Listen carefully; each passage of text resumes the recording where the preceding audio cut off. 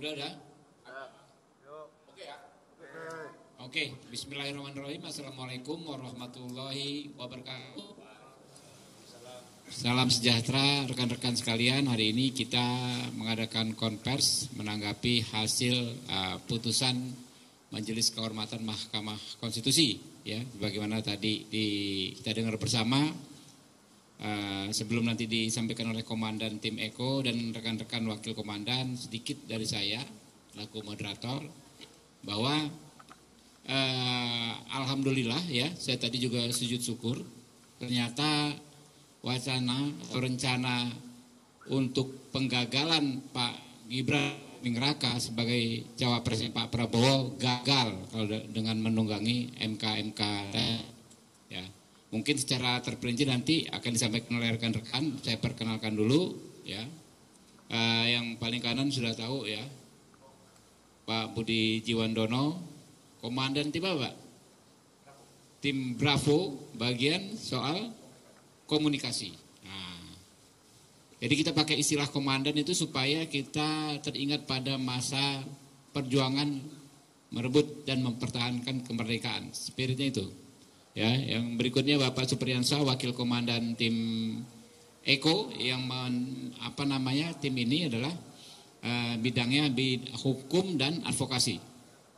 Beliau dari Partai Golkar. Ini Pak Sarifudin Suding, ya kita tahu senior.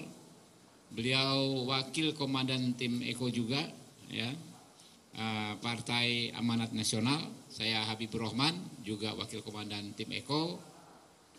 Partai Gerindra, Pak Adis Kadir, rekan-rekan tahu ya, pimpinan Komisi 3 dan sekaligus juga Wakil Komandan Tim Eko, Hukum dan Advokasi, dan depan ini ya Pak Hinca Panjaitan dengan ulosnya yang sangat terkenal. Beliau adalah Komandante Tim Eko, Hukum dan Advokasi. Nanti masing-masing akan menyampaikan beberapa pandangannya, dimulai dengan Pak Hinca Panjaitan. Silakan. Makasih. Rekan-rekan media yang kami hormati, terima kasih kehadirannya. Tim Eko menyampaikan pandangan kami terhadap apa yang sudah diputuskan Majelis Kehormatan Mahkamah Konstitusi yang kita sebut MK-MK. Kami secara seksama TKN Prabowo Gibran menyaksikan, mengikuti, mendengar dengan utuh hasil putusan MK-MK ini. Sore tadi sampai selesai. Dan setelah itu tim ini berdiskusi, dan karena itu menyampaikan beberapa hal kepada masyarakat melalui media. Pertama, putusan Majelis Kehormatan MK tidak mempunyai dampak apapun terhadap keputusan Mahkamah Konstitusi nomor 90 yang berkenaan dengan batas usia dan persyaratan calon wakil presiden. Oleh karena itu, pasangan Prabowo Subianto Gibran mendaftar ke KPU secara penuh dan mengikuti proses itu untuk kemudian KPU mengambil keputusan menjadi pasangan yang sah. Karena itu, kami beritahukan kepada seluruh masyarakat Indonesia, tidak ada yang ragu sedikit pun bahwa pasangan ini berlayar dengan baik. Kedua, sehubungan dengan adanya perkara nomor 141 yang didaftarkan beberapa hari lalu di Mahkamah Konstitusi. Apapun hasilnya, tidak akan mempengaruhi proses pencalonan Prabowo Gibran, karena perkara ini berkenaan dengan hal yang lain yang akan berlaku untuk tahun 2029.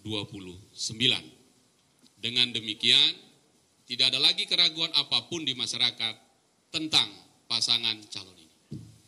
Yang ketiga, oleh karena terkait dengan temuan MK-MK, telah terjadi pembocoran informasi rapat permusyawaratan hakim MK, karena itu adalah ranah pidana. Kami meminta aparat penegak hukum untuk menindaklanjutinya dan menemukan pelakunya. Karena MK-MK menemukan peristiwanya pembocoran itu. Dan karena itu kita meminta agar aparat penegak hukum untuk mengambil sikap dan menemukan pelakunya.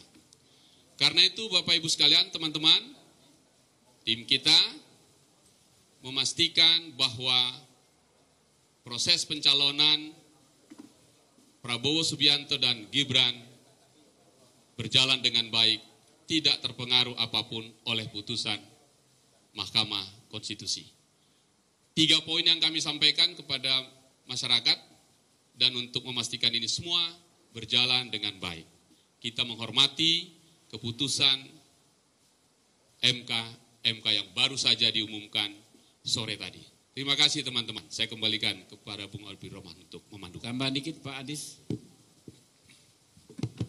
Ya, terima kasih. Assalamualaikum warahmatullahi wabarakatuh. Jadi momen ini kami sangat bersyukur dengan masih diakuinya calon presiden dan calon wakil presiden kami. Tidak ada upaya-upaya yang diisukan untuk menjegal calon yang kami usung. Bahkan besok pun ada gugatan terhadap usia, walaupun berbeda dengan gugatan nomor 90, tetapi masih juga diisukan untuk mengganggu calon presiden dan wakil presiden kami. Nah, dengan momen ini kami sangat bersyukur calon kami bisa melenggang untuk ditetapkan menjadi calon presiden dan wakil presiden, dan kami ingin mengusut tuntas pihak aparat penegak hukum, kepolisian khususnya, mengusut tuntas kenapa barang ini bisa sampai bocor. Apakah betul kebocoran itu dari yang disangkakan atau ada orang lain yang membocorkan hal tersebut. Ini aparat penegak hukum khususnya kepolisian, Mabes Polri harus mengusut tuntas ini. Iya. Kemudian dari mana info-info ini masuk, dari mana info-info ini bisa keluar, itu semua harus diusut tuntas oleh penegak hukum.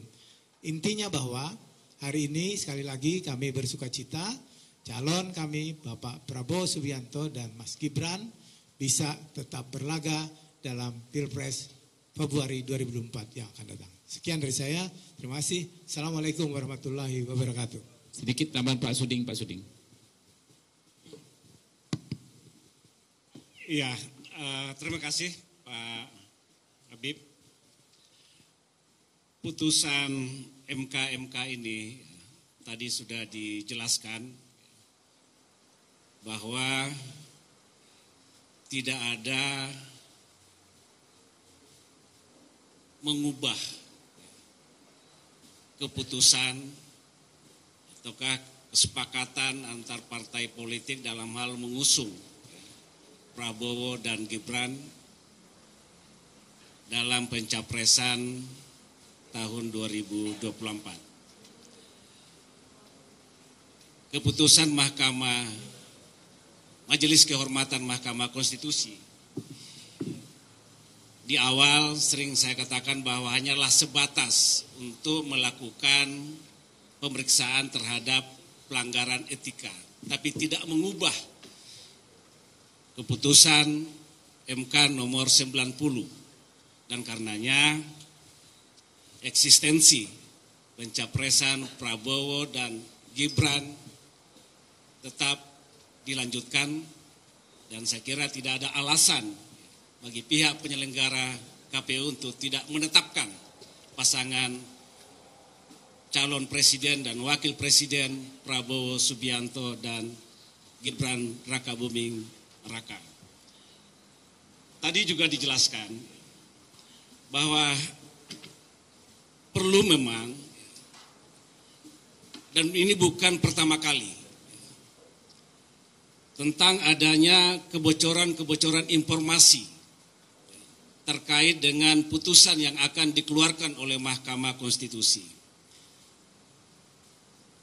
Dan ini sangat penting ya bagi kami bahwa siapapun pelaku di balik kebocoran informasi terhadap putusan Mahkamah Konstitusi oleh aparat penegak hukum harus diusut ya. Karena ini ada suatu peristiwa pidana dan dalam KUHP jelas pasal 112 dijelaskan bahwa barang siapa dengan sengaja mengumumkan surat-surat atau berita-berita atau keterangan-keterangan yang diketahuinya bahwa itu adalah merupakan rahasia untuk kepentingan negara dan dengan sengaja memberitahukan atau memberikannya kepada negara asing dan karenanya diancam pidana dengan penjara 7 tahun. Jadi ini ada suatu peristiwa pidana dan saya kira aparat penegak hukum harus mengambil sikap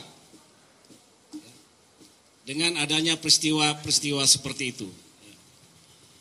Dan untuk itu kami ya, dari tim hukum ini akan mengawal ya, tentang adanya peristiwa pidana ini dan meminta ya, dan mendesak aparat penegak hukum untuk mengusut peristiwa ini. Saya kira ini penting ya, saya sampaikan. Ya, sedikit Pak Supriyansa. Terima kasih Pak Habib.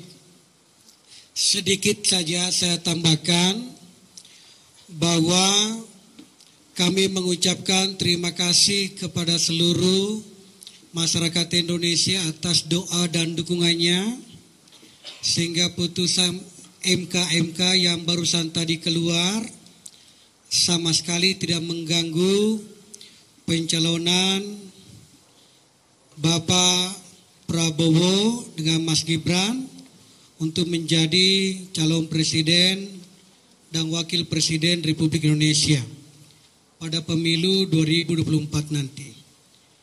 Yang kedua, bahwa MK tadi telah menyampaikan secara lugas terkait dengan dugaan terjadinya pembocoran hasil RPH atau rapat permusyawaratan hakim, maka berdasarkan pasal 322 KUHP saya menyampaikan di mana bunyinya kurang lebih begini. Barang siapa dengan sengaja membuka rahasia yang wajib disimpannya karena jabatannya atau pencariannya baik sekarang maupun terdahulu diancam dengan pidana penjara 9 bulan. Ini artinya apa? Bahwa orang yang memegang yang namanya jabatan, maka hal-hal yang mengenai tentang sebuah kerahasiaan mesti dijaga baik-baik. Olehnya itu kami mendorong aparat penegak hukum dalam hal ini kepolisian untuk mencari siapa pelaku-pelakunya ini agar ke depan tidak ada lagi kerahasiaan-kerahasiaan negara yang dibocorkan sebelum waktunya. Sekira itu, terima kasih. Saya kembalikan kepada Yang Mulia Bapak Dr. Habibur Rahman. Dikit Mas Budi Jondono. Jadi gini, rekan-rekan saya sedikit menambahkan bahwa apa yang kita lihat di masyarakat tadi ya, banyak warga juga menghubungi saya bahwa masyarakat sebagian besar mensyukuri juga keputusan ini karena melihat substansinya. Substansinya yaitu adalah hukum kita, konstitusi kita tetap memberikan hak kepada kaum muda yang berprestasi untuk menempatkan wakilnya dalam kontestasi Pilpres ini, baik sebagai capres ataupun